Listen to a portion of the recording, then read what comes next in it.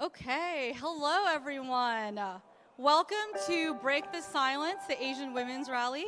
My name is Natasha Kwan, and I'm honored to be your MC for today's event. Thank you so much for being here.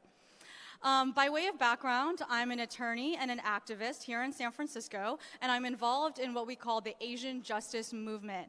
And today is going to be about rewriting the Asian American woman's story. For far too long, Asian women's stories have been told by others. Stories of victimization, of grief, of trauma, of exclusion from this country. This morning, Stacey Abrams spoke in Atlanta to a large crowd and talked about the Page Act and the Chinese Exclusion Act, which excluded Chinese and Asian women from this country. Today's program expresses vocally and artistically what Asian women have faced in recent years: trauma, sadness, but also moments of solidarity and hope amidst our hardship. If one of you leaves today feeling empowered or inspired, then we have done our job as organizers. Let's remember why we are gathered here today.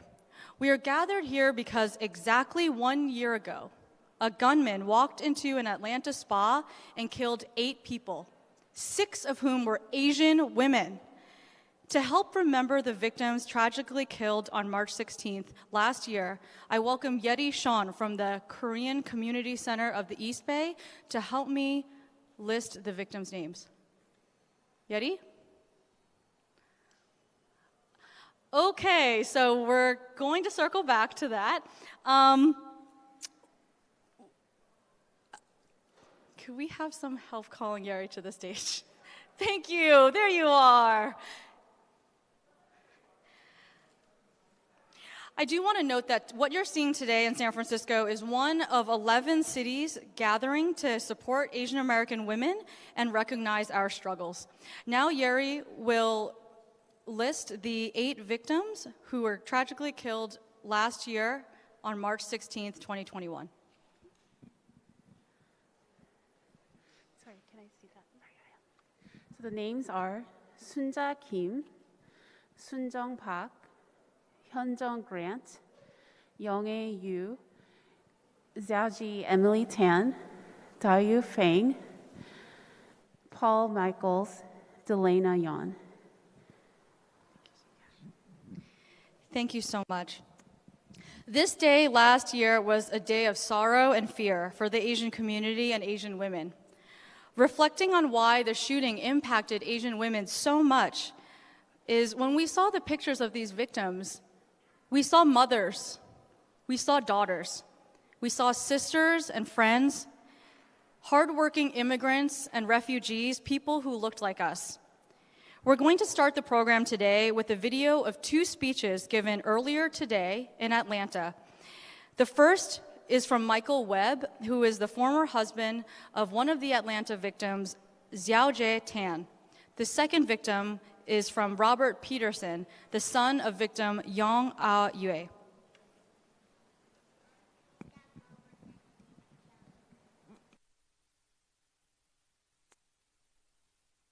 Please come in and retake your seats before we start the program once more. It's very important because we'll be hearing the family members of the March 16 victims.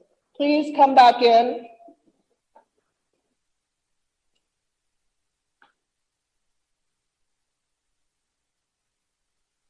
For gospel, Canton House, Evershed Sutherland, Jason Park Law, John Nee, Peachy Corners Cafe, Ramos and Law, the Buckhead Goats Farm and Cam Ashling, the Long Tran Radio Show and Long Tran, the Armin Agency and myself, Bonnie Yoon, YMG Entertainment and Heather Kim. Also, I wanted to just acknowledge we appreciate the love and passion of all of our speakers. I'm so sorry, we're having technical difficulties. What you're seeing right now, that was Bonnie Yoon. Big shout out to her. She's one of the event organizers in Atlanta. But you will shortly see the Atlanta victim speeches. Apologies, we're grassroots organizers. Please honor their wishes for privacy during this time. Michael.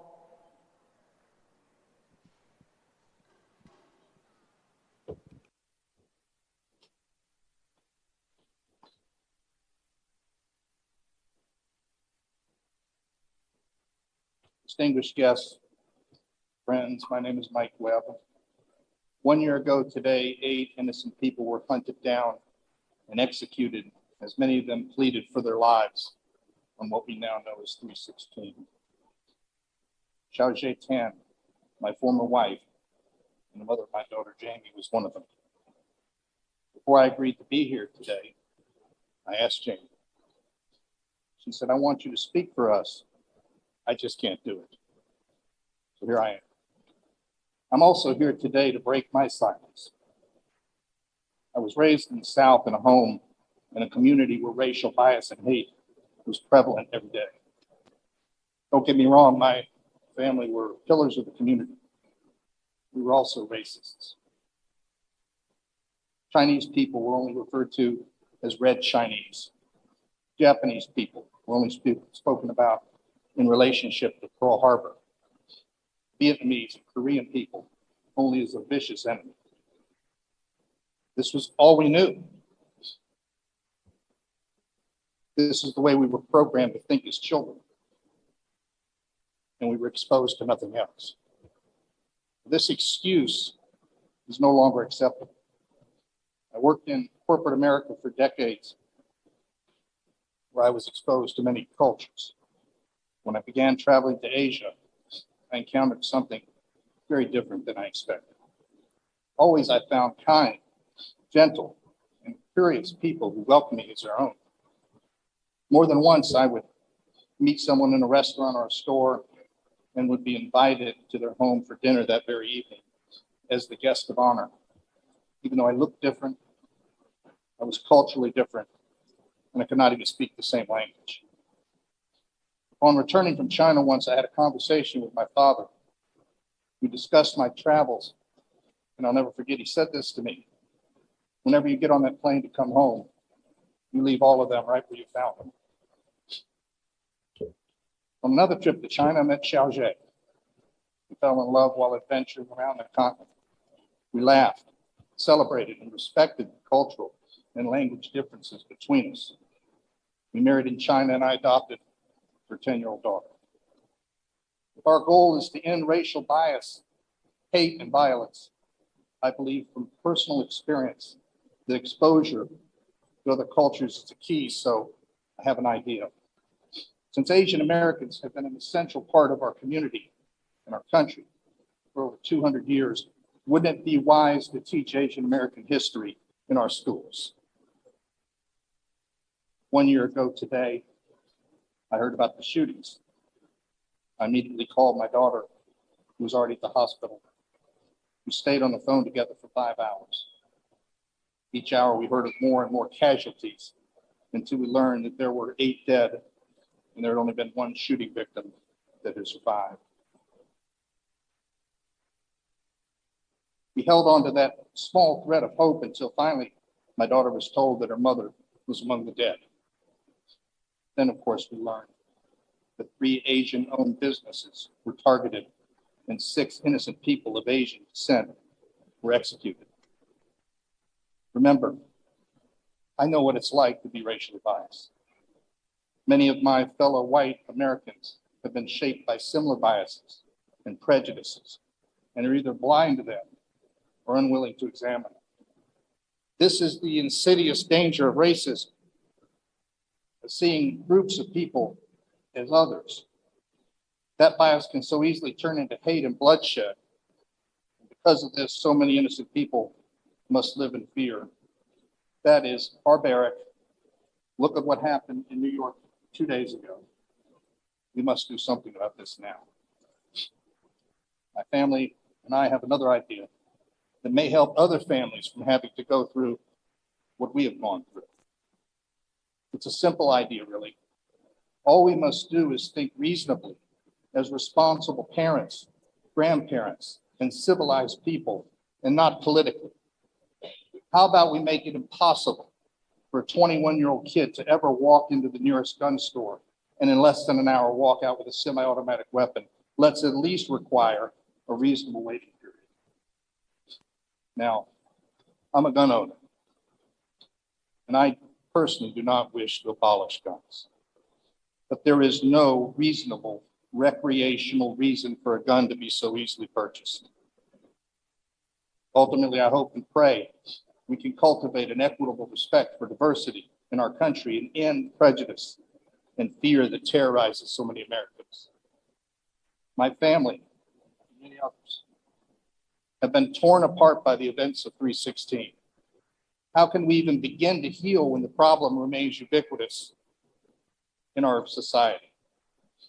Within my personal pain and grief last year, my eyes have been opened, and I feel an urgent conviction to pledge myself as an ally Try to the sit up AAPI front community so that we'll in their efforts for equity, justice, and ending Asian hate crimes. Thank you.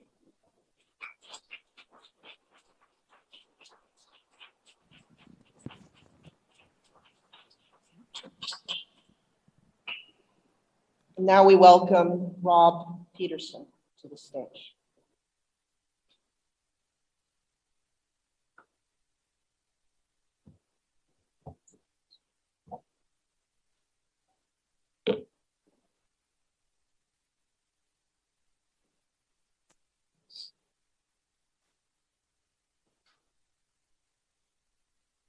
Thank you all for inviting me here today. As stated, I am the proud son of Young Yu. While I'm here to give an opportunity to speak to you today to provide reflection and comfort, I initially felt that it was I who needed a hug and to be comforted. Then the realization became apparent that my family and I are not grieving alone. We are grieving with a larger community, a conglomerate of organizations, a larger nation, and a generation of people are grieving with us. So as I came here, I thought, what would mom want you to know about her? What would mom want me to say? And what would mom want me to take from this moment? First, she would want me to acknowledge that I am proud and unapologetically the son of a Black father and a Korean mother, that I am proud to be Black and Korean.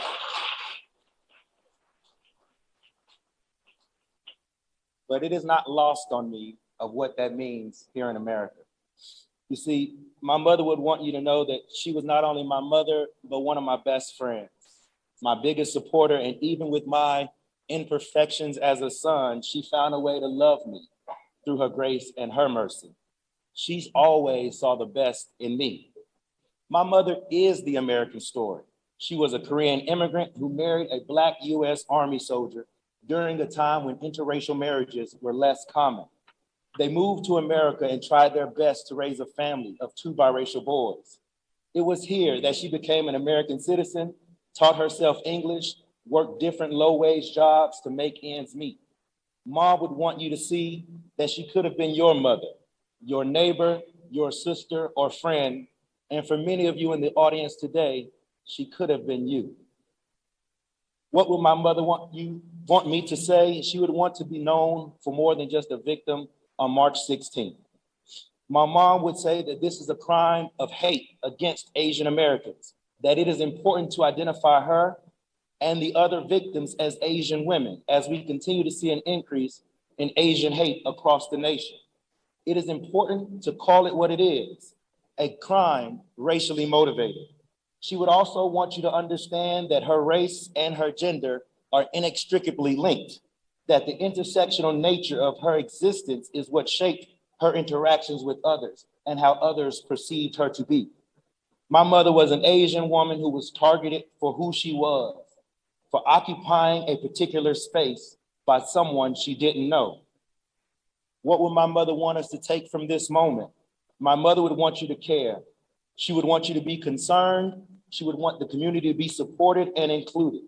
And so as we stand together in this shared responsibility against hate, it sends a message that this is unacceptable. It cannot be tolerated. And this type of violence tears at the fabric of who we are. She would want us to not only fight for her and the other victims, but fight for our collective values, for the safety of our communities and our family. You see, sometimes racism doesn't come with the perpetrator spewing epithets. It doesn't always come documented in manifestos or videos, but racism can be messy. And for many of us here today, we know that race is real and its consequences. And that is what I realized. that in this shared responsibility also comes communal and collective pain, grief, frustration, and anger, that this is an experience we are facing together. She would ask that we do speak up and break the silence to be heard, to be visible, respected, and represented in all aspects of our lives, to support leaders that not only say they stand with us, but those whose actions demonstrate that they see us, invest in us, support us, and recognize us. We are grieving together as a community. So let's continue to stand together as a community so that they hear us when we cry, show us mercy when we are in need, and appreciate us for the totality of who we are and the contributions that we add to this great American story. If my mother was here today, she would just want me to say, 감사합니다. Thank you.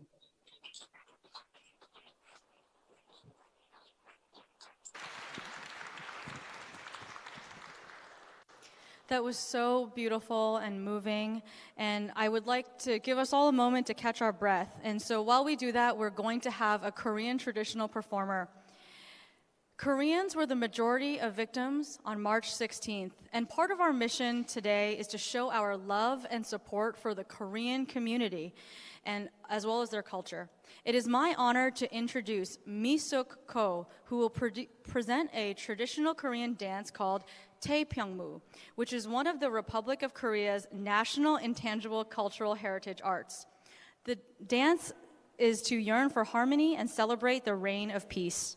Mi-suk Ko is a professional Korean traditional dancer and musician. She has been dedicated to Korean traditional music and dance for more than 30 years, and she founded the Korean Culture Center Urisawe in the Bay Area. Please join me in welcoming Mi-suk Ko.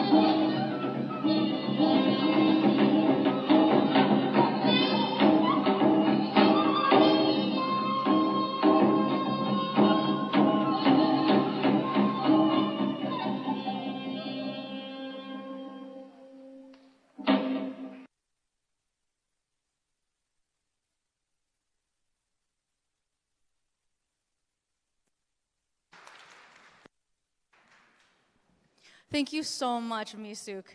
That was beautiful. So now we're going to transition into our live speaking program. What you all are going to experience today is something very special. All of the speakers you will be seeing speak today are Asian American women. Sadly, we still live in an era where Asian American women are not proportionally represented in C-suite, business, real estate, law, government, judiciary, you name it.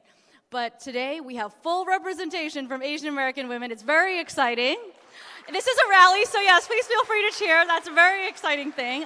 Frankly, I've never been to a conference where there's an all-Asian woman speaker lineup, so it's very exciting. So I want to introduce our first speaker, Wendy Nguyen. Wendy Nguyen is the co-founder of the Asian American nonprofit Stand with Asian Americans, which is a coalition of Asian business leaders dedicated to ending anti-Asian hate and supporting and uplifting Asian communities. Wendy was born and raised here in the Bay Area, went to school at Cal, and has always considered San Francisco her home. She started her career at Bain and has spent the last 15 years in startups focused on healthcare and education. She is currently a senior vice president at Section 4, which is an education startup. She has fundraised and built 5 school libraries in Vietnam and also founded a volunteer-run nonprofit that has registered over 50,000 people to vote by mail in key battleground states. Please join me in welcoming Wendy.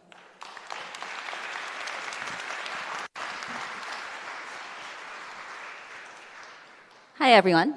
I'm going to take the stage. 1 year ago,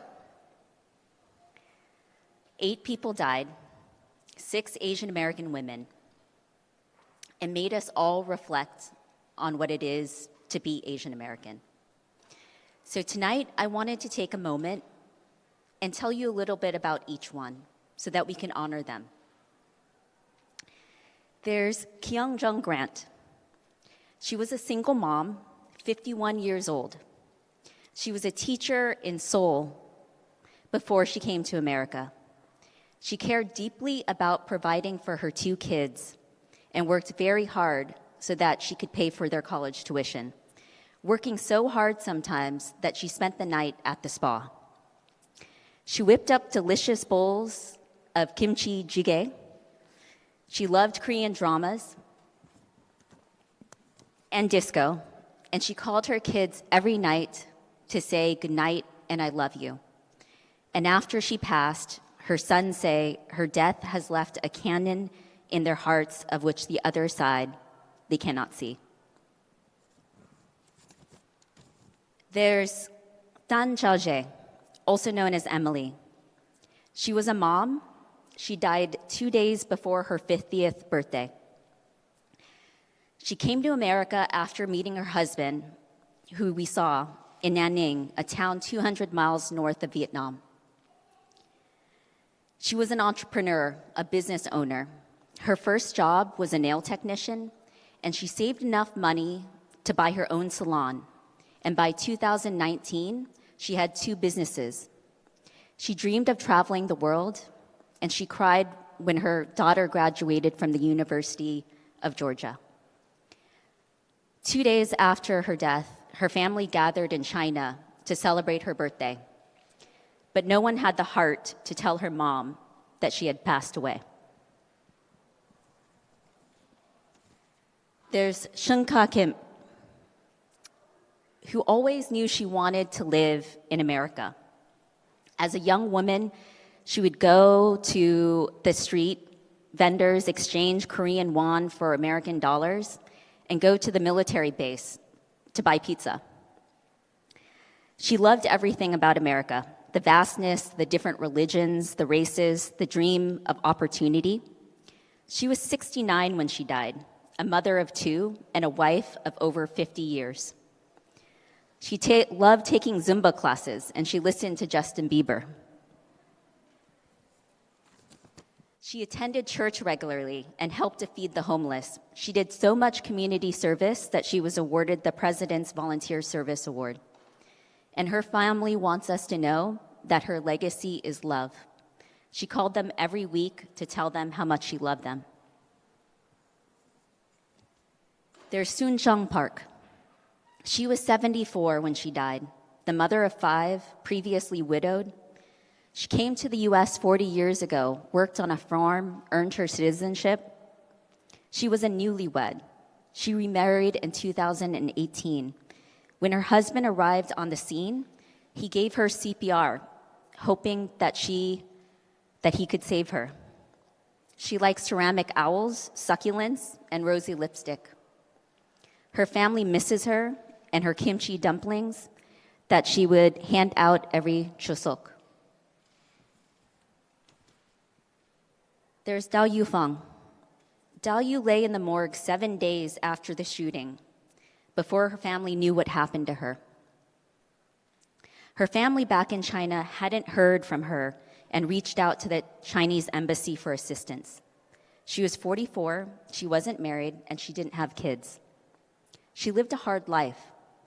Her father passed away, and she quit school in 3rd grade. And at the age of 14, she went to work in garment factories in Guangzhou and Shenzhen.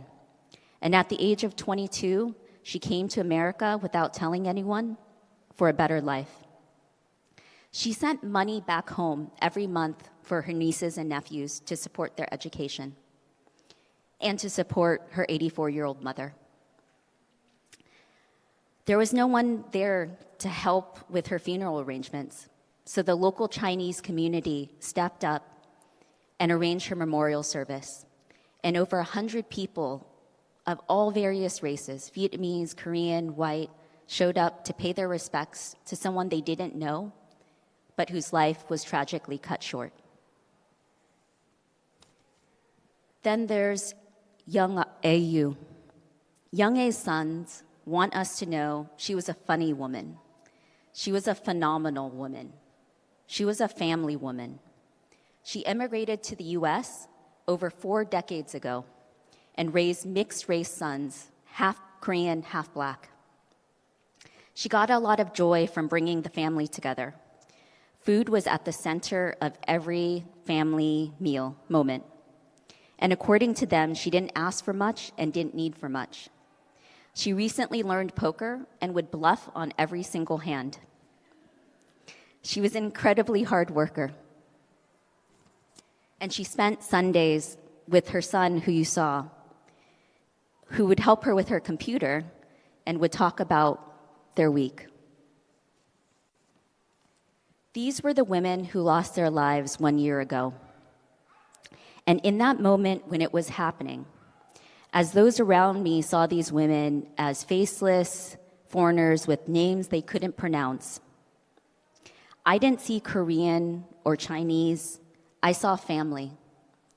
I saw Asian American women doing what Asian American women always do: work hard, protect, sacrifice, and give to their families and communities. So it's my hope today that we don't let their deaths fade into yesterday's news cycle, that we summon the courage to find out what binds us, to make sure that this doesn't happen again. I'm going to leave you with one last image. This is my mom. She, like these women, lived a really hard life. She left Vietnam in the cloak of darkness to board a boat to escape war, not unlike our Ukrainian brothers and sisters.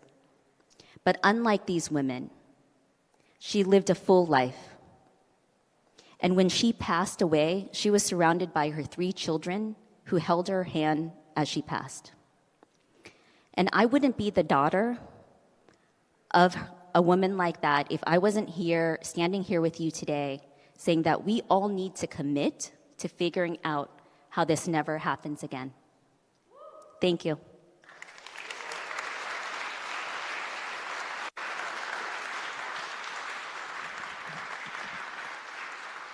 Thank you so much, Wendy, and for highlighting why it's so important that we all speak up and be activists.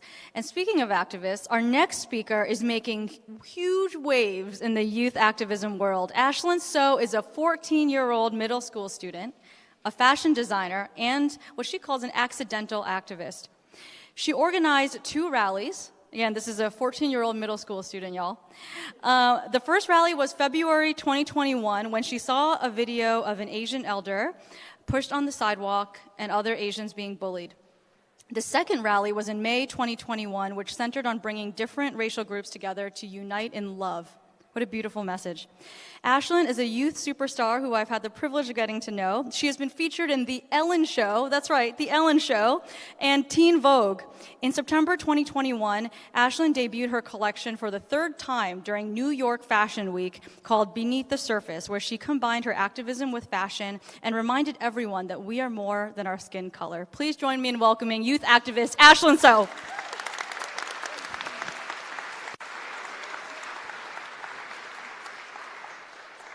Thank you, Natasha, for that great introduction, and thank you, Wendy, for that moving speech. A round of applause for Superwoman Natasha, whose passion for everyone causes energizes us all. Hi, everyone. I'm so glad that we are getting together today in the Asian Art Museum to honor many women who have shaped our lives. Our moms, grandmas, sisters, aunties, wives, and daughters. But I also want to honor the horrific and tragic loss of lives of so many in the Atlanta shooting last year. Let's have a moment of silence to remember them. It really hit home last year when I saw the bullying and senseless acts of violence against Asian elders in January last year. And I thought this could happen to my mom or to my grandma. And after seeing these videos, I was inspired by the Black Lives Matter movement, and I decided to start my own rally in February 2021 in my neighborhood. I wanted to shed more light on this issue and create a platform for people to share their stories. I asked my mom if I could do the rally, and she said yes, and the rest is history.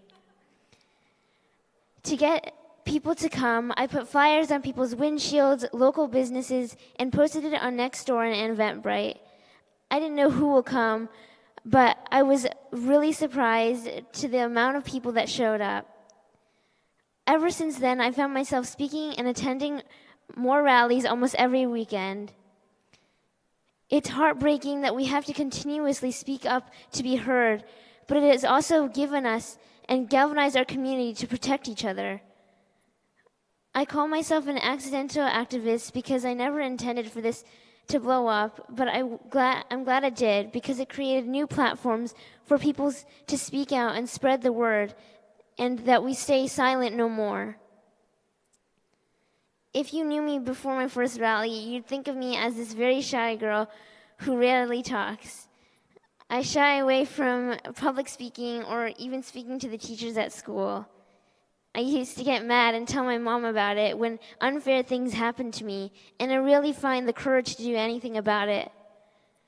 But as soon as I saw injustice happening to others, I knew I had to speak up. It's no longer about me, it's about our community getting hurt. My first speech at the rally, I thought I'd be super scared.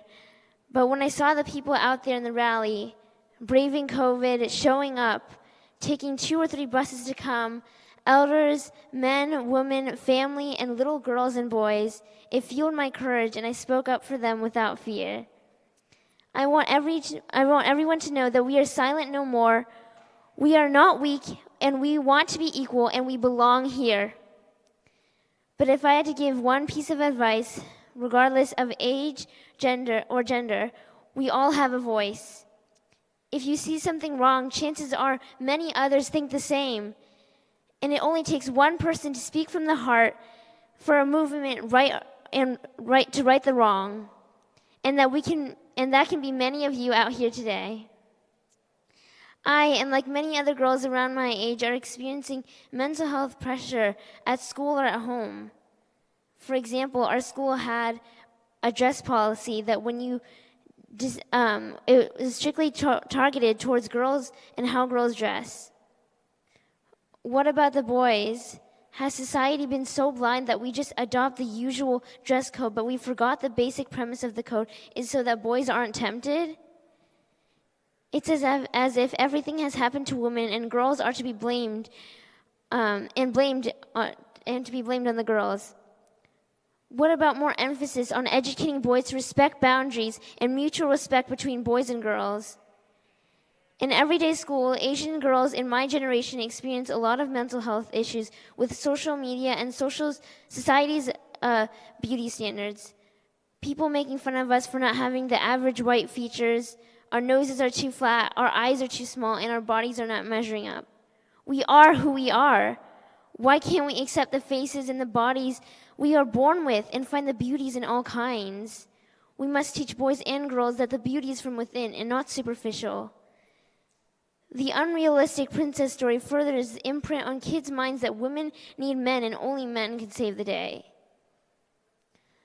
I would like to share a personal story about when I was younger, on Halloween, when all the other girls were princesses. I asked my mom if I wanted those, and my mom asked if I wanted to be one of them, and I said no, because I didn't really know what princesses were at the time, and I also didn't really like the dresses. But when she showed me Cleopatra's dress and asked me if I wanted to wear that for Halloween, I loved the dress. And my mom said if I was going to be royalty for Halloween, I might as well be the most powerful queen. I loved the story, and I was Cleopatra for 2 years because I felt powerful and strong in my own skin. So all of you moms and dads, aunts and uncles, grandpas and grandmas out there, you are the change makers. It starts with educating these young kids in our life to have self-worth and self-respect. My dream for the future is to create understanding and respect through educating young kids to include API history and American history, and starting at a young age, unite our Black, Asian, and Hispanic and all marginalized communities. Educate boys and girls to have respect and equality. The power lies within us for the change, and the change starts now in our immediate community. Thank you.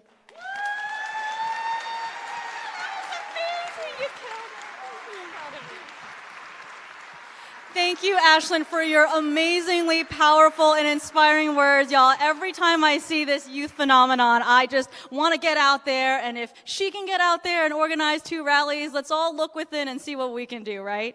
All right, so the next piece we have continues on this theme of empowerment. I'm on to invite local vocalist Priya Vijay Kumar to the stage. Priya grew up singing all over the Bay Area and has won local competitions such as Union City Teen Idol and Fremont's Got Talent. She was part of her university's female a cappella group and the lead singer of a band that performed around Austin, Texas. Priya has had the honor of singing the national anthem at, wait for it, Golden State Warriors games, NBA, D-League games, and election rallies. Priya will be performing a song titled This Is Me from the musical The Greatest Showman. Yeah, this piece reflects the strength and unapologetic self-expression of Asian American women leaders in our community. Please join me in welcoming Priya.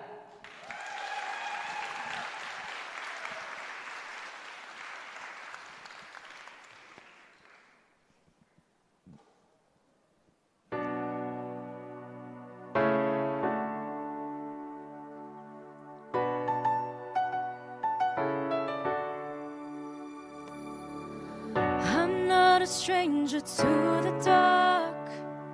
Hide away, they say. No one will launch you've broken parts.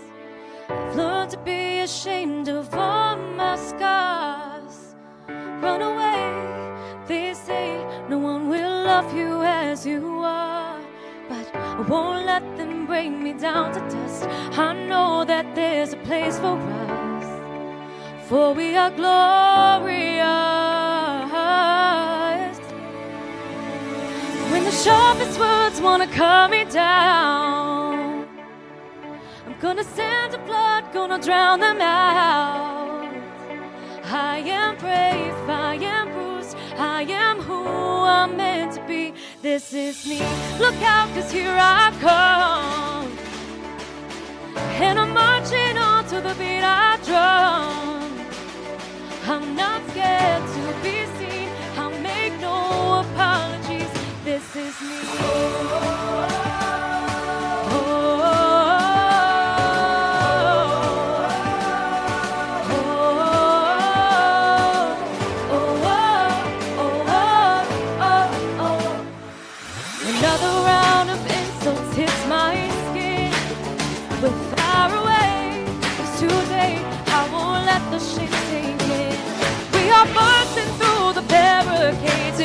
marching for the sun. We are warriors, oh, and that's where we become. But I won't bring me down to death. I know that there's a place for us, for we are glorious. The sharpest word wanna cut me down. Gonna send a flood, gonna drown them out. I am brave, I am bruised, I am who I'm meant to be. This is me. Look out, 'cause here I come. And I'm marching on to the beat I drum. I'm not scared to be seen. I make no apologies. This is me.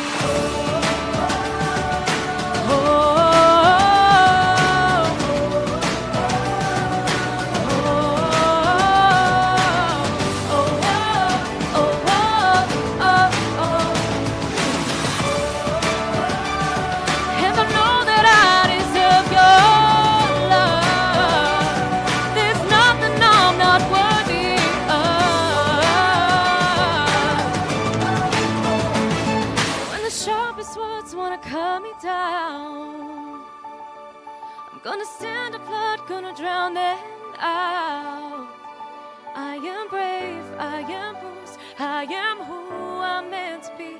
This is me. Look out, 'cause here I come. And I'm marching to our drum. I am scared, I'm not proof.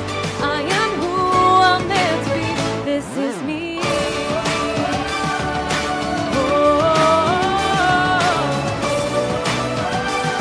I know that I'm worthy. This is me. Thank you.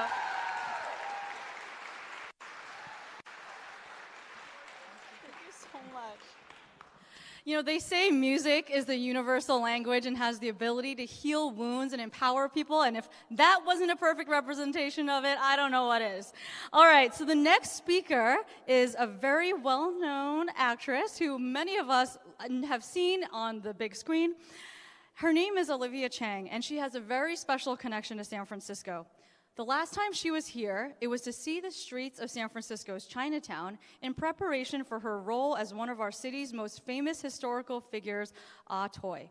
It is a role she will be reprising later this year for an HBO show, Bruce Lee's Warrior.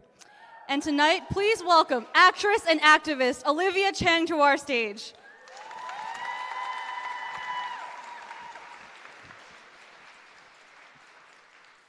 Hi. Can everyone hear me in the back? This is actually the first time I've made a public appearance since Atlanta, so I'm gonna try not to cry while I get through this, but thank you for having me. And thank you, Stand With Asian Americans, and thank you, Stand With Asians, and Natasha, and Wendy, and Ashlyn, and Priya. That was a heck of a tee-up. Thank you for inviting me to be part of this national event. It is so special and bittersweet to be here with all of you tonight. And before I get into it, I want to acknowledge that we are gathered here in community on the unceded territories of the Muwekma, Ohlone, and Ramaytush people. This is a direct love letter to Asian American women. It's meaningful for me to be here in San Francisco because of this city's rich Asian American history. Is one I've long been fascinated with. From your Forbidden City to your Tong Wars, it makes me so proud to be able to bring part of that legacy to life with Bruce Lee's Warrior. 1 year ago today marks one of the most heinous events for Asian Americans in recent memory. It also marks the start of one of the most major depressive episodes of my adult life. In the wake of the Atlanta murders, I found myself unable to get out of bed for weeks. The grief I felt, the psychic attack of the mass shootings incapacitated me. And as I lay there for hours on end, I wondered, why am I so overwhelmed with grief? Was it as simple as seeing myself in those women? Or was it because of the many places I've traveled to, from Malaysia to South Africa, from Toronto to Cambodia, I've always ended up in Asian spas because no matter what new and foreign place I ended up in, I'd find these spas that to me were sacred spaces where the women grounded me with a sense of home and familiarity. They were mothers and grandmothers. Many were migrants. All were working to support their families. They were always appreciative of my attempts to connect, and sometimes I sensed they were grateful to spend an hour with me and not a man who might demand more of them. I'm a storyteller. I'm a true believer in the power of story. Stories can shape perceptions. Stories can shape communities and policies and therefore societies. And beyond the individual actions of any one person who harms someone in our community, I'm starting to also question the stories institutions and systems create to simultaneously perpetuate and invisibilize violence against our most vulnerable, our unhoused women, our unemployed, our unfed, our undocumented, our transgender, our women who have economic and linguistic barriers to navigate every single day, the women who are most affected by colorism. My career has largely been shaped the last few years playing women who outsmart systems of oppression for autonomy of their bodies, their futures, their families, and their own fragile sense of humanity constantly under attack. On paper, these women are easy to judge, especially if sex work is part of their survival. It's been my job to portray these women with the dignity they deserve, no matter how they choose to survive. And it's a dignity I was bitterly reminded a year ago today isn't always afforded to Asian women in real life. And let me be clear, racism is not new to me.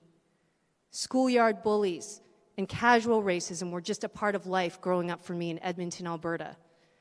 I was 15 the first time I was attacked by a middle-aged man who cornered me on my way to the bus stop, shoved me back, and called me a chink as his spit flew in my face. He screamed at me to go the fuck back to China and stop taking our jobs. Right before me, he did the same thing to an Asian grandmother. And when I asked mall security for help, they did nothing. At 21, as a rookie television reporter, I remember being part of a debate about two new hosts of competing entertainment shows. I said, well, I'm cheering for both of them because they're both Asian women. And a cameraman said, yeah, and neither are offensively Asian. Offensively Asian. Recently, while shooting my last show, C, for Apple TV, a driver on my first day made a joke to me about China creating COVID in order to sell masks.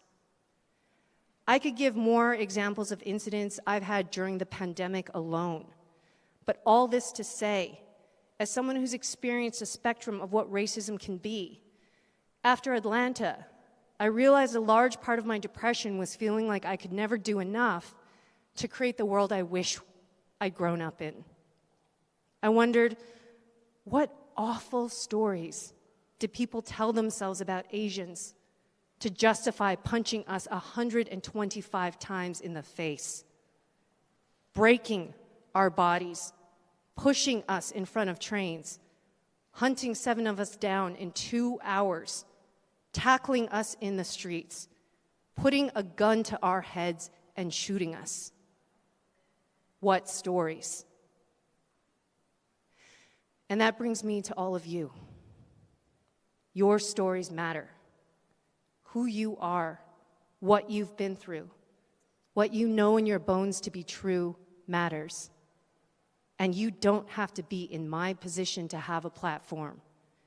Each and every one of you in this room, each and every one of you watching from home, you can do things and reach people I can't.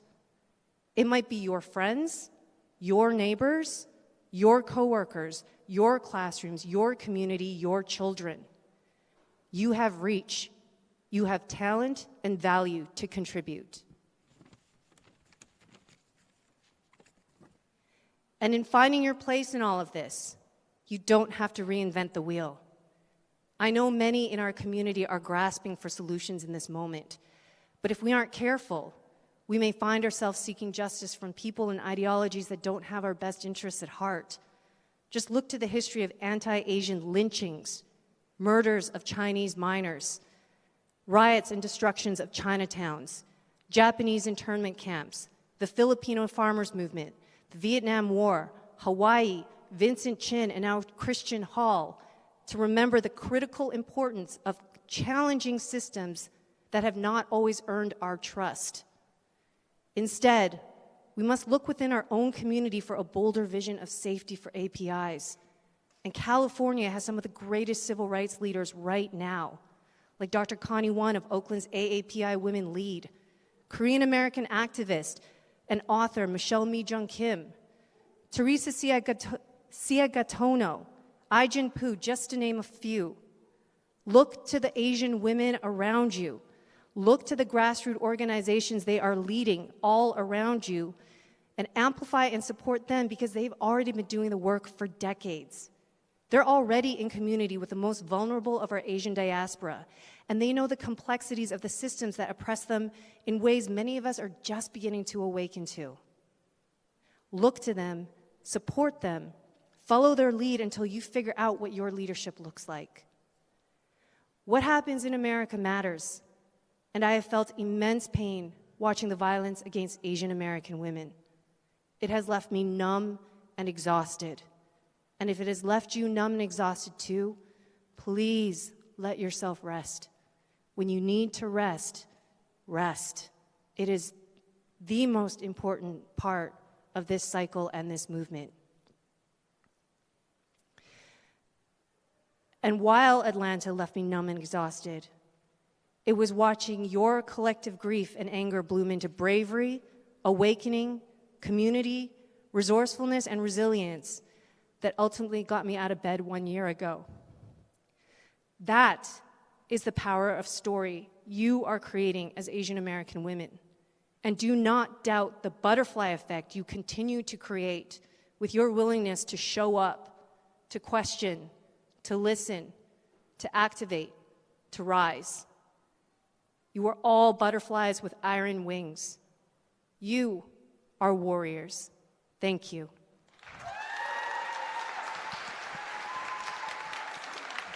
Thank you so much. That was so amazing. Oh, congratulations. Thank you so much, Olivia. That was so powerful. Olivia spoke very eloquently about bringing together generations for this movement. And for our next speaker, she has been an Asian American female leader for generations. In fact, over 40 years. Our next speaker, Becky Masaki, has worked to end gender-based violence for 40 years. In the 1980s, she co-founded one of the first programs in the nation that could meet the language and cultural needs of Asian survivors of domestic violence and trafficking, the Asian Women's Shelter in San Francisco. Becky served as the founding executive director for the Asian Women's Shelter for 21 years. Becky was also the co-founder and staff of a national cultural resource center, the Asian Pacific Institute on Gender-Based Violence. She's committed to the movement for race and gender justice as part of an interconnected network of intergenerational, diverse leaders in a new era of shared leadership, shared power, and co-creation. Please join me in welcoming Becky Masaki to the stage.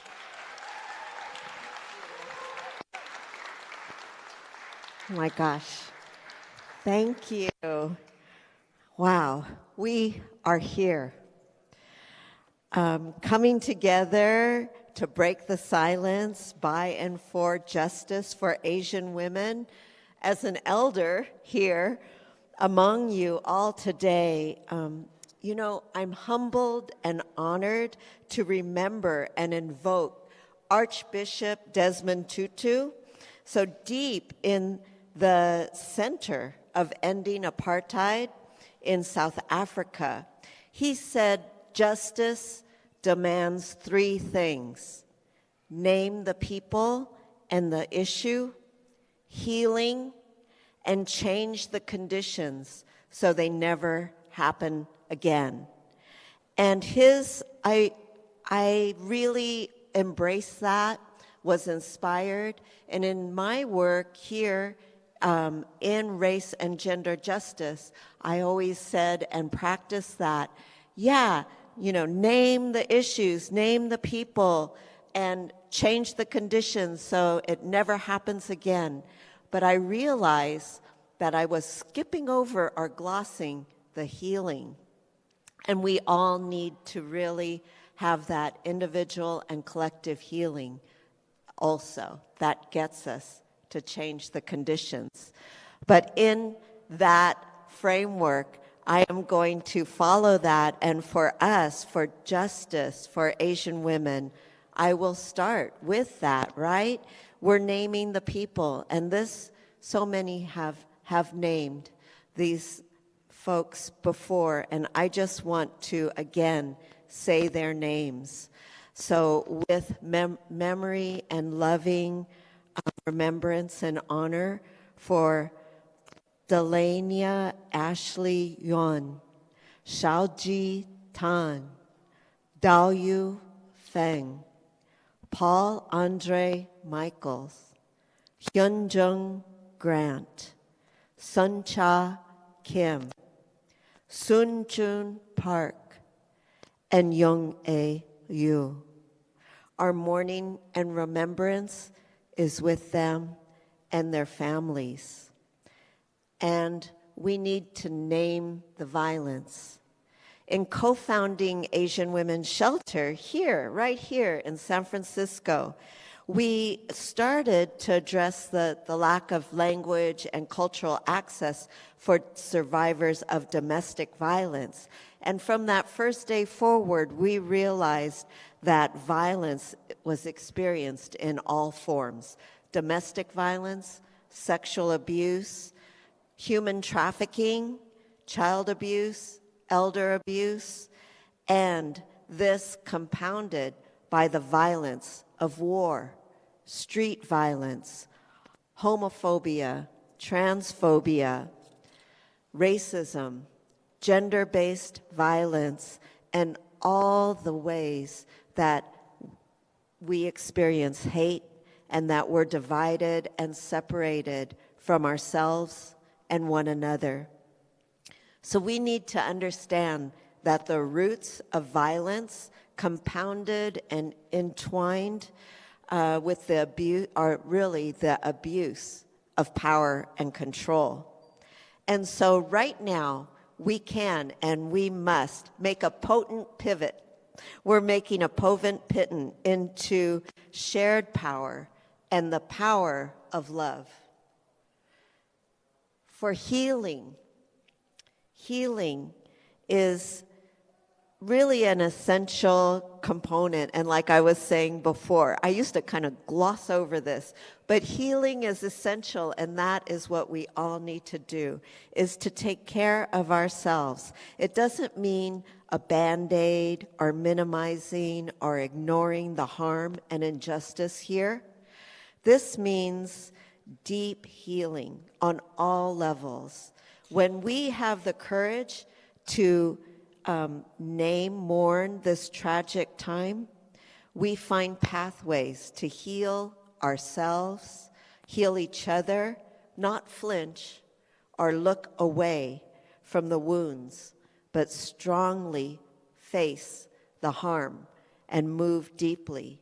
Because when we create space for healing ourselves and our loved ones, we heal our communities, we deepen and broaden into our collective community healing. And that gives us the space and the time to really change the conditions so this doesn't happen again. I'm going to invoke another elder who came before us, Grace Lee Boggs. Yes.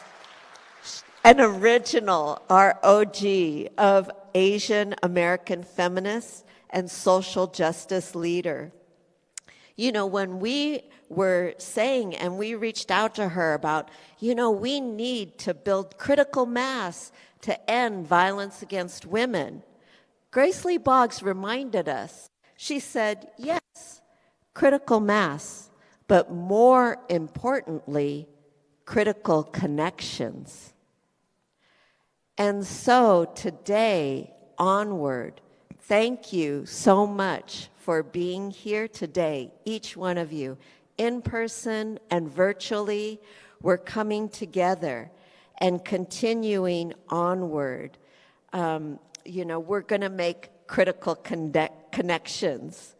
And this is really the time for interconnectedness in intergenerational time.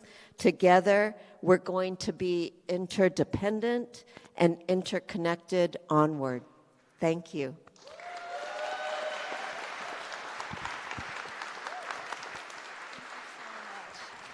Thank you so much, Becky.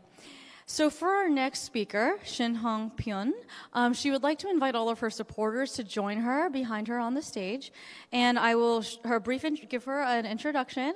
She is an attorney at Chan Punzalan and president of the Korean American Bar Association of Northern California. Shin-Hong is an executive officer for Cal-APABA, the California Asian Pacific American Bar Association, and also serves on the Bar Association of San Francisco. She was a founding member of the Bay Area Korean Coalition, also known as the K Coalition, along with Lena Park, Grace Lee, Yeri Sean, Spring Kim, and Eunice Chun. Shin-Hong began her career in New York and then crossed the ocean to reconnect with her Korean heritage while she worked at Kim & Chang in Seoul, Korea. Shin-Hong is proud to serve the community in the beautiful Bay Area. Please join me in welcoming Shin-Hong.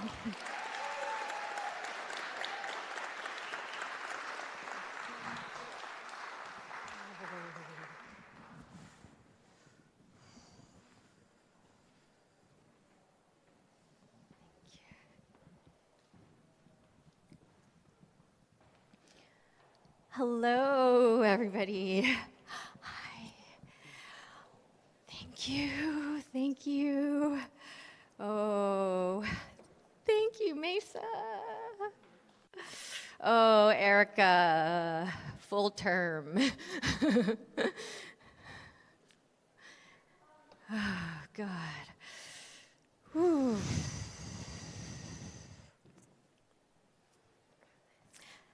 And my daughters, Taya and Sierra, right here, 6 and 4. My father, former ambassador for Korea to Tanzania and Portugal.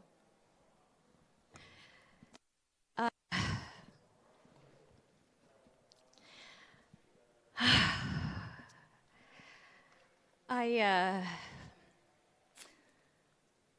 didn't prepare a speech.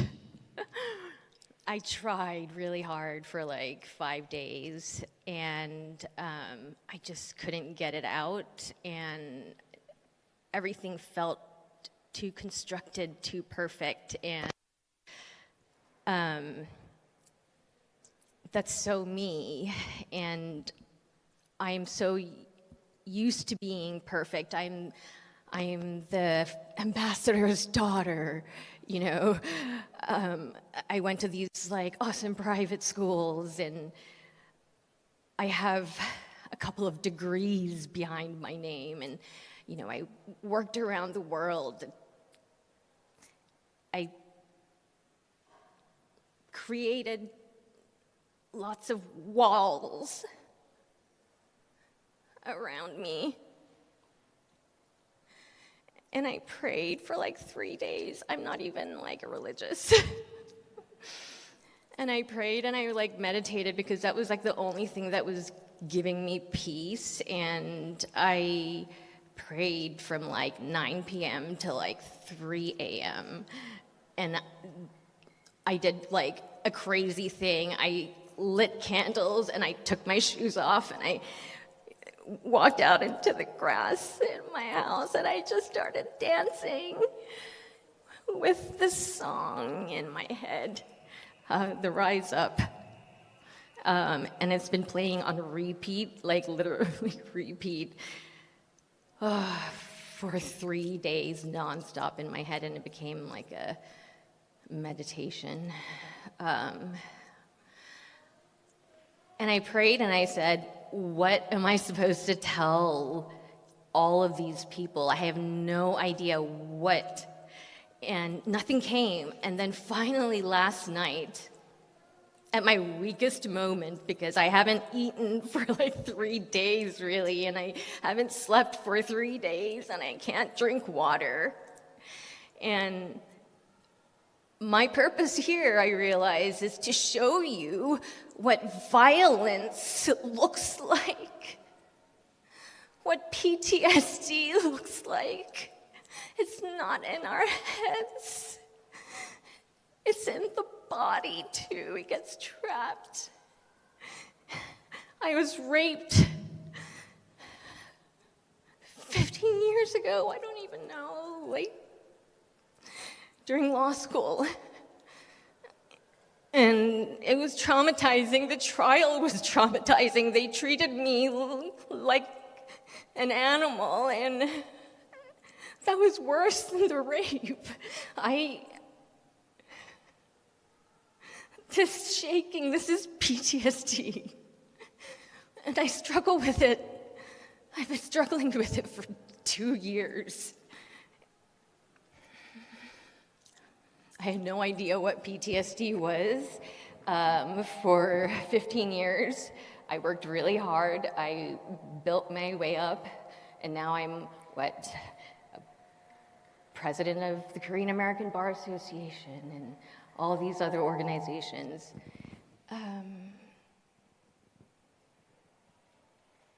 But inside, I feel like this all the time, and I had no idea that I was feeling like this all the time until some Korean man that I worked with decided that he had the right to yell at me and stormed down the hall and yelled at me and tried to close the door. And I freaked out and I rushed by him, and my heart rate was, going crazy, and I thought I was in danger. And for 6 months, I had no idea what was going on. I couldn't focus, I couldn't work, I was like crying all the time in front of my children. And what I realized was that he reminded me of what happened. And the people that I really looked up to didn't have my back. And it traumatized me again. And they didn't see that I was suffering. And they didn't care. And I'm still suffering. It's been 2 years. And every time I feel like I'm getting back on my feet, somebody decides they want to yell at me. And I'm an attorney. Excuse the expletives. I'm an attorney. This is happening in our highest courts of California. And my opposing counsels, they think it's okay to just yell, and I every time they do that, it feels like I'm so raw that just even like a simple, somebody sent an email and it was like a bold underline, trying to be condescending. And normally a healthy person who's not traumatized will look at that and just be like, okay, But for me, it feels like you're slapping a raw wound that's open. And I've tried to say this, like, in all the bar associations where I go, I talk about it because it's my way of trying to find hope.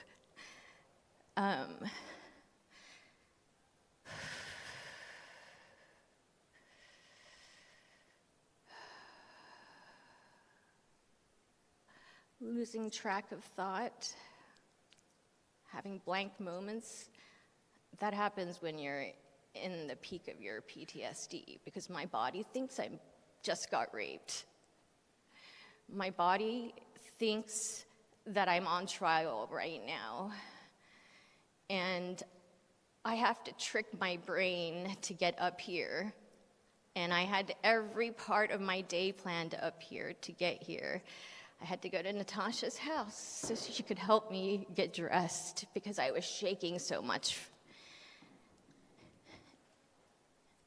Then when we got here, I had friends, walking me around. Where's Max? I just met him an hour ago, but he held my hand and he got me through because I didn't want to come here. It took me 2 hours to get into my car. I don't want to show you this because I'm so used to looking perfect.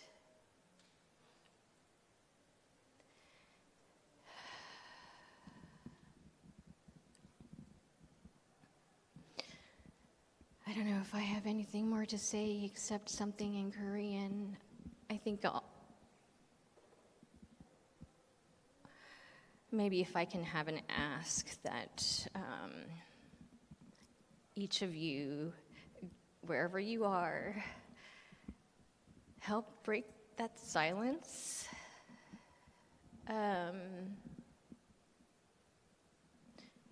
It doesn't have to be a loud statement like this, where you're on camera and exposing yourself.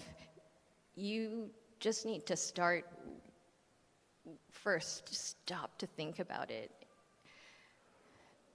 Because I know a lot of us women, we don't have time to stop to think about it. And it's time. Because this violence, it looks different. It's not just punching and it's not just stabbing. The violence also happens in really, really high places behind really, really thick doors and below a lot of big people. And it's not easy. But if we do it together, if we place enough pressure, if we open up and if people see how much they do to us, if they yell at us, if they step into our space, if they get into your face, no. If somebody dumps more work on you because you always say yes and they mistake your heart of service for weakness, no.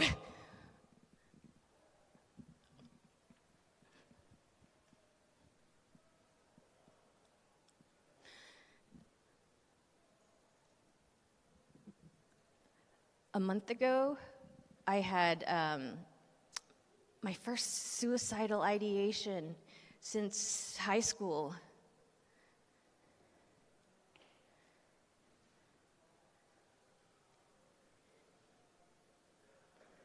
I have a lot of resources, and it's hard because behind the scenes, people are all kind of covering for you and for each other.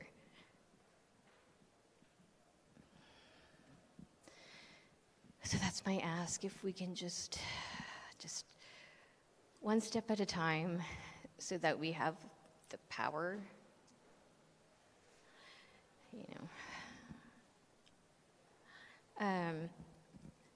my Korean elders are here, and I know that 이진희 회장님, 감사합니다.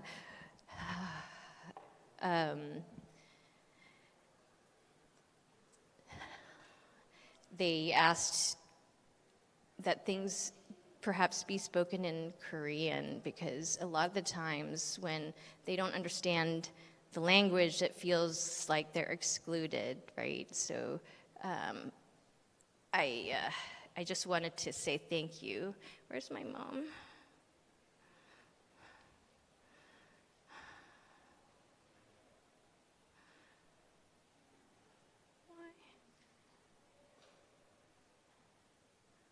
Why could she not? Why?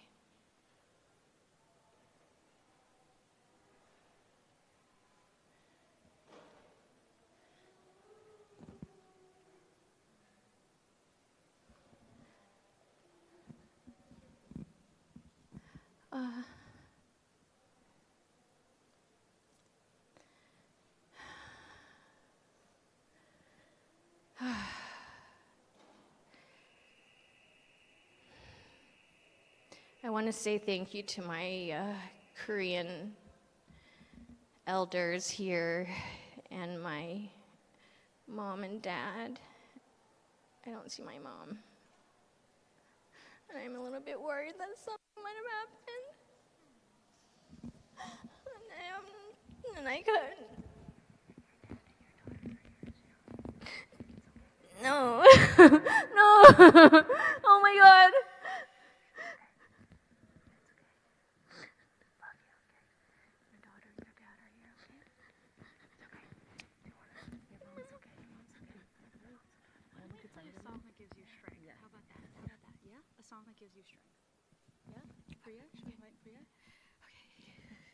So as Shinhong has been going through this journey, all of us have been very supportive, right? The Asian community has come together in this time of grief, and she has shared that there is one song in particular that gives her strength and hope.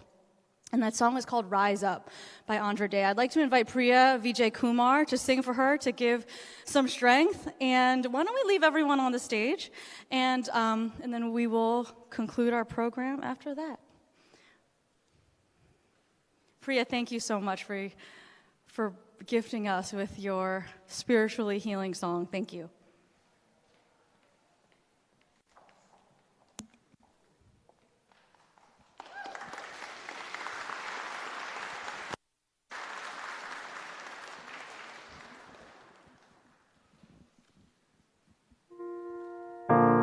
You're broken down and tired of living life on a merry-go-round. You can't fight the fighter, but I see it in you, so we gon' walk it out and move mountains. We gon' walk it out and move mountains. And I'll rise up, rise like the day. I'll rise up, rise unafraid. I'll rise up, and I'll do it 1,000 times again. I'll rise up, high like the waves. I'll rise up, in spite of the ache. We'll rise up, and we'll do it 1,000 times again. For you.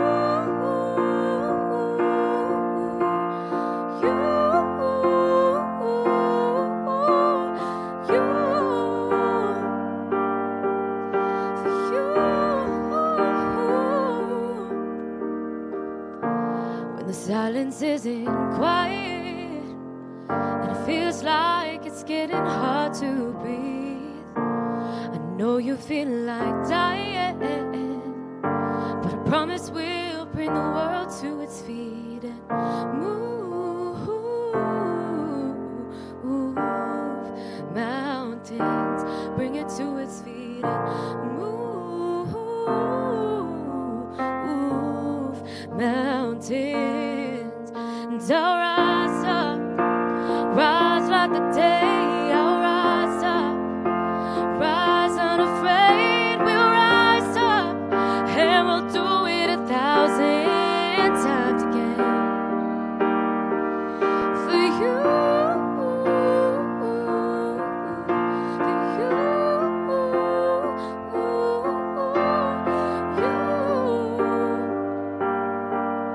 for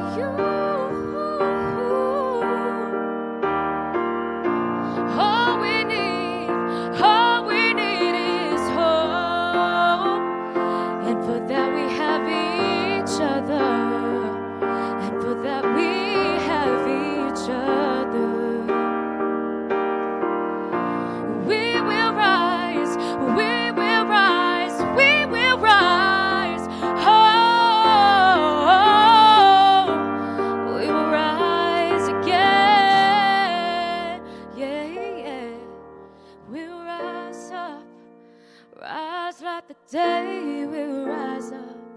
In spite of the ache, we will rise 1,000 times again. We'll rise up, rise like the waves. We'll rise up in spite of the ache. We'll rise up and we'll do it 1,000 times again. For you, for you,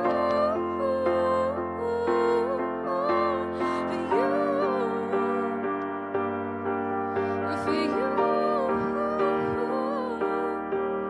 We'll rise up, rise like the day. We'll rise up in spite of the ache. We will rise 1,000 times again.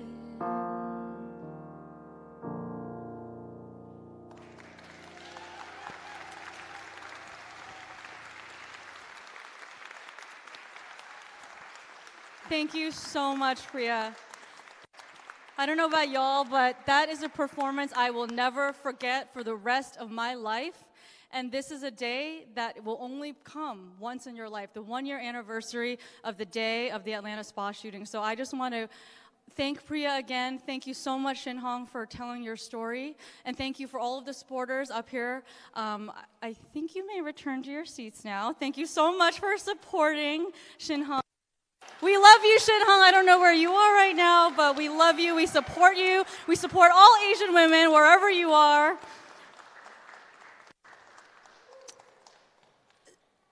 So I want to invite one of our lead organizers of the Asian Women's Rally, Z Chung from Asians Are Strong, to come to the stage for closing remarks.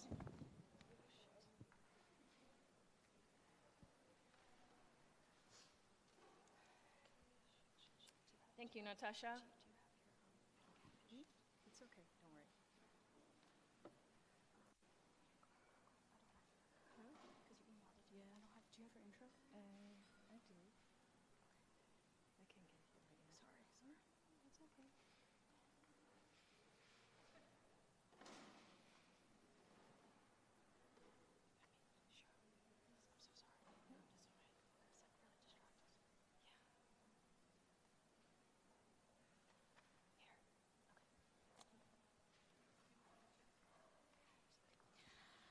Okay, so Z Chung is the of Asians Are Strong, a grassroots San Francisco-based nonprofit and a leading organizer of today's Asian Women's Rally.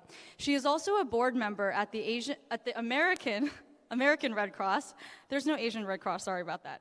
And maybe we can make one.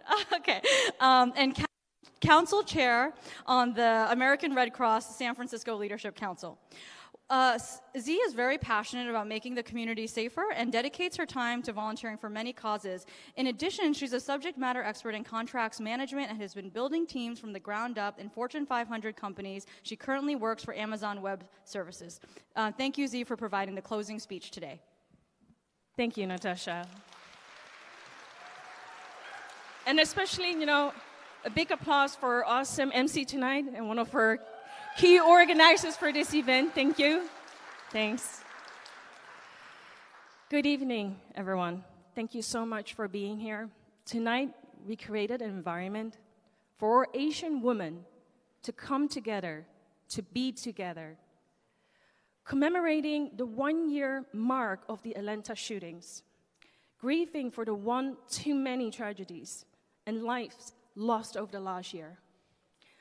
Despite the trauma, fear, and uncertainty we are facing today, we Asian women will unify and show up for ourselves. We will show our strength for our communities. And you made this happen today by being here. Tonight on this stage, you saw many, many strong women and heard their powerful stories.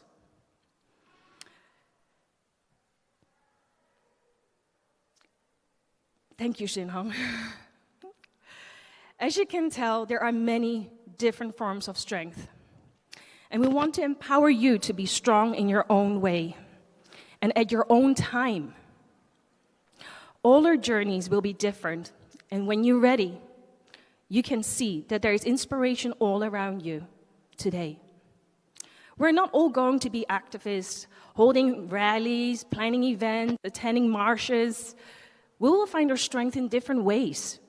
But the most important thing is to take care of yourself before you can take care of someone else. We Asian women always forget to put ourselves first. And we even feel guilty for being victims because we don't want to burden people with our stories. But we can't help others if we don't help ourselves first. Next, I urge you to find out what's your why. Why do you want to fight? Why do you want to speak up? Why do you want to empower Asian women? That is the passion that will keep you going through the ups and downs. Once you figure out why you want to be part of a movement, when you can't decide how, then you can decide. There are so many great organizations around us and people that are doing meaningful work, big, small. Look to them as an example of what to do. So today, I want to acknowledge all of our struggles and celebrate our strengths as Asian women. Thank you for all the inspiration and motivation that inspired me today. As for more why my, I fight because I love being Asian. And I want all of my sisters here to have that same unapologetic pride too. I hope you get closer to find your why after today. Thank you, everybody.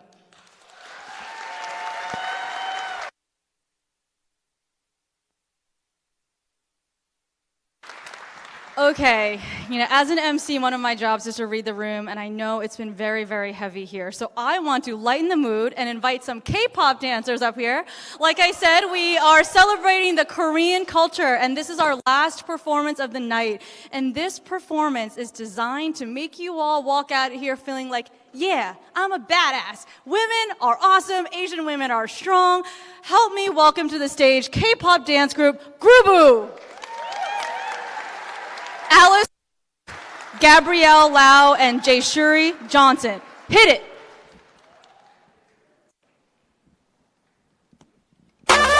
Not shy, not me.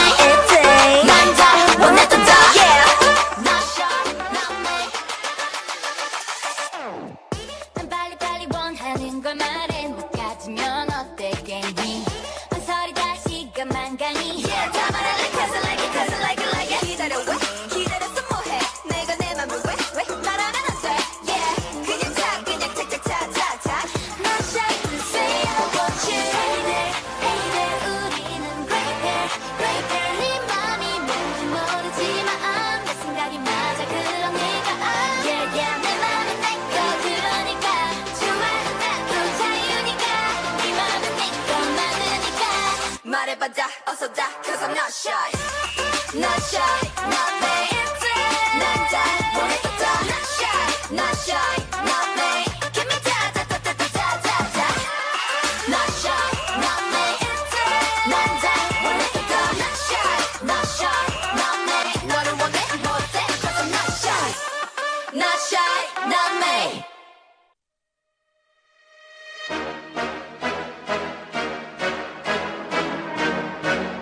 Blackpink in your area. How you like that?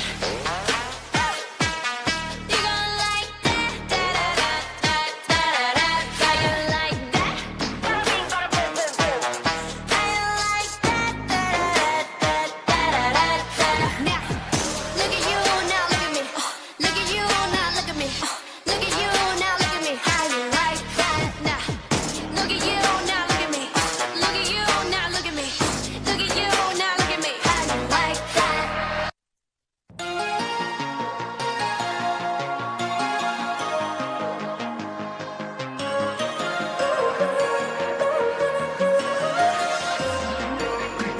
알람이 울려는 ring 울림 서로의 눈길이 닿을 때마다 알면서 빙빙 도는데 점점 다가갔잖아 I know it's too late 난 속으로 나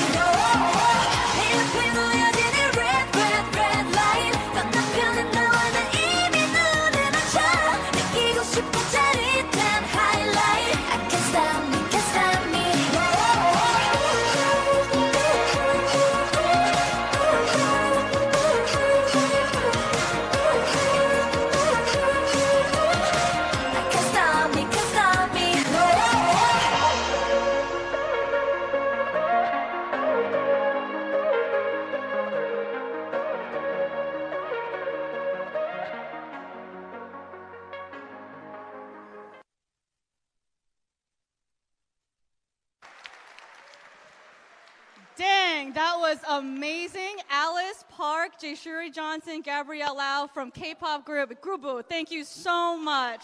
Thank you so much for lifting our spirits after a heavy program. All right, so I know you've all been in your seats for a long time, so I'm going to do thank yous quite quickly.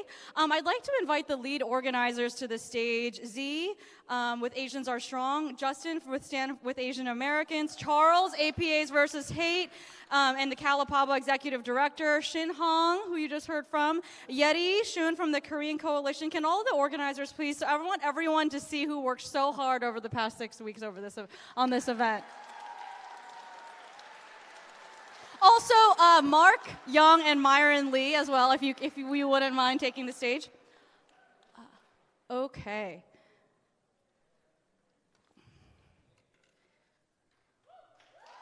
Woo! Okay, so who you're going to see are the people who worked literally until 4 a.m., had like hundreds of Zoom calls to organize this event nationally. As I said, this event took place in 11 cities across the country. And, okay, where's Myron? Okay, here you go. Thank you so much to all of you. And I wanted to also acknowledge each of you individually. Z and Asians Are Strong, your volunteers, so many Zoom calls, planning documents, action plans, day of coordination, too much to list.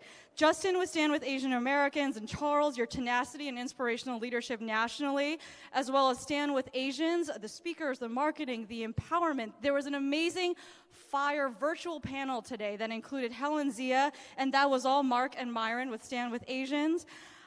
Shin Hong, Yeti, the Korean Coalition, thank you so much for making Koreans the central focus of this event, along with all the other Asian women empowerment that you all helped provide. And I also want to give special thank yous to the Asian Art Museum, this beautiful venue. Can we give it up to the Asian Art Museum? Yeah, this beautiful venue was donated by the Asian Art Museum. Sally Yu, the foundation trustee, and Lorraine, and the executive director of the Asian Art Museum, we owe you a huge debt of gratitude. Thank you so much for allowing us to have our event here. Thank you so much. The Asian Art Museum. You, Sam Burtarbar, and Koji Abe, who provided so many safety kits to keep all of you safe. And then Jeannie Celestial, who led a creative healing space, a trauma therapist. And our live stream and technology guys, oh my gosh, okay. I would call them up to the stage, but they're super busy. Jimmy Hua from the Asian Leaders Alliance. Jimmy, wave to everyone. Thank you so much. He did all of the music, all of the videos, everything. Brian Pang, I know you're not here. He's doing the electronic live stream on AsianJusticeMovement.org. Huge shout out to him. And then I'm going to list all of the amazing vendors who are tabling outside. Please hold your applause to the end. I'm going to list all of them.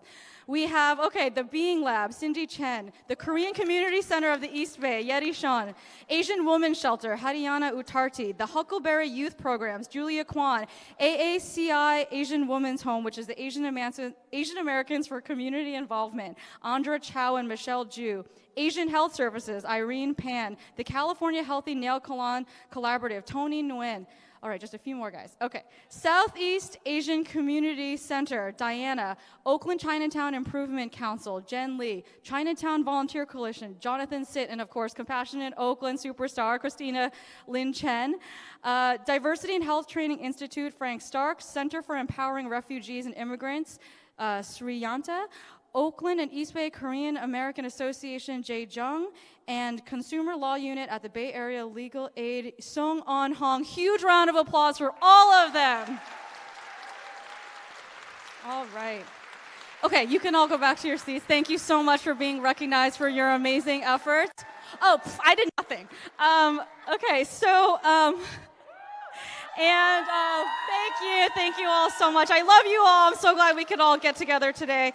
And, just very brief closing remarks, 3 sentences. As we conclude today, look around at this amazing crowd that gathered on the 1-year mark of the Atlanta spa shootings. Give me a big round of applause if you think that we turned a day of grief and sorrow into empowerment and hope. Yeah. Today was the day that we as Asian women, Asian community members, allies, took back March 16th for ourselves as a day of strength. Together we are stronger and we have broken the silence. Thank you all so much for coming.